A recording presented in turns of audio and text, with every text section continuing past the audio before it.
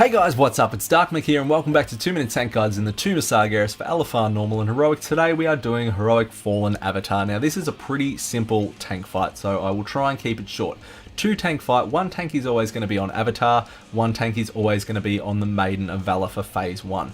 Now Phase 1 ends when the Avatar reaches 100 energy, and our job as the tanks is to try and delay that for as long as possible. The way we do that is we keep the Maiden of Valor in these energy beams from the 5 conduits that are leading to the Avatar. So your Taunt Swap mechanic is going to be 2 stacks of Desolate. So 1 tank is going to pick up Avatar to start, 1 tank's going to pick up Maiden. When the Avatar tank reaches 2 stacks of Desolate, you are going to Taunt Swap. You need to be in close proximity to each other.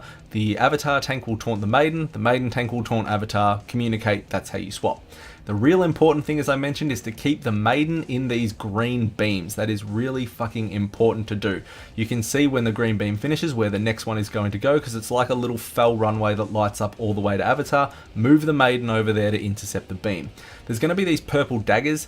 In Heroic, when they hit people, they leave purple slowing fields. The melee or the range shouldn't be putting them over the top of you, but just be aware of that and watch out for it. Same as Unbound Chaos. If melee are running over the top of you, just be aware of their positioning. But the biggest thing for you to worry about as the tanks is 2 stacks of Desolate as you Taunt Swap. Keep the Maiden in the beam. That's pretty much all you need to worry about as the tank.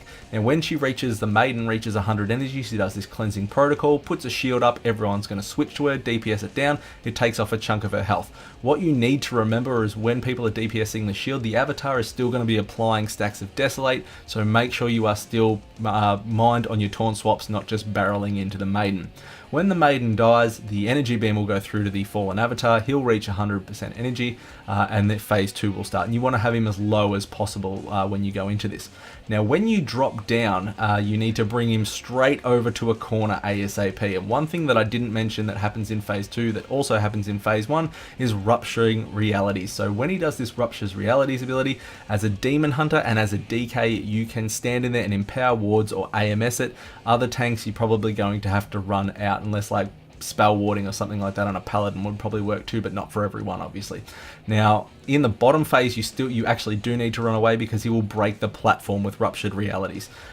So move him to a corner. When the Ruptured Realities goes, run away, bring him into a next corner and wait for the next Ruptured Realities to run away and go back.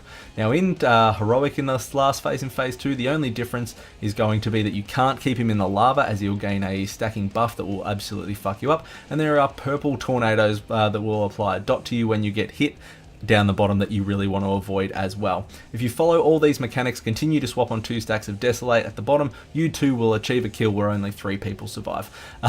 Any questions guys, please do hit me up. Otherwise, like, comment, subscribe. Thanks for checking out the video, and I'll see you all next time. See you guys.